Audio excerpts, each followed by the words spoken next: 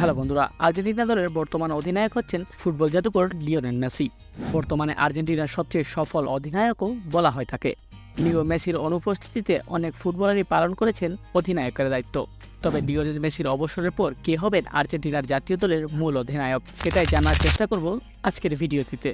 বর্তমানে মেসির অনুপস্থিতিতে ডি মারিয়া অধিনায়কের দায়ভার তুলে রাখেন নিজের কাঁধে। তবে মেসির আগেই ডি মারিয়া অবসরে গেলে অধিনায়কের ক্ষেত্রে সর্বপ্রথম রদ্রিগো ডি পলেরই নামটা আসবে। মেসি ডি মারিয়া ছাড়া ডি পলই সবচেয়ে যোগ্য অধিনায়ক জাতীয় দলে। যদিও ডি পল অধিনায়ক না করে তারপর যে নামটি আসতে পারে তা হচ্ছে নিকোলাস অতামেন্ডি। তবে বয়সের জন্য তিনিও যেতে পারেন অবসরে।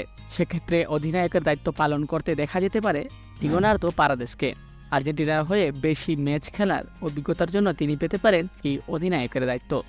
তাছাড়া এই দায়িত্ব পেতে পারে ইমিলিয়ানো মার্তিনেজ। যদি এই দায়িত্ব ইমিলিয়ানো মার্তিনেজ পায় তাহলে অবাক হওয়ার কিছুই থাকবে না। আর্জেন্টিনার হয়ে 3টি ফাইনালে দুর্দান্ত পারফরমেন্স করে অধিনায়কের ক্ষেত্রে তার নামটা থাকতেই পারে। হ্যালো বন্ধুরা, এই সকল ফুটবলার ছাড়া কেউ হতে পারে আর্জেন্টিনার ভবিষ্যৎ অধিনায়ক? অবশ্যই কমেন্ট করে জানাবেন। আর হ্যাঁ, ফুটবল রিলেটেড সব ধরনের ভিডিও সবার আগে পেতে অবশ্যই সাবস্ক্রাইব করুন ফুটবল খেল চ্যানেলটিকে।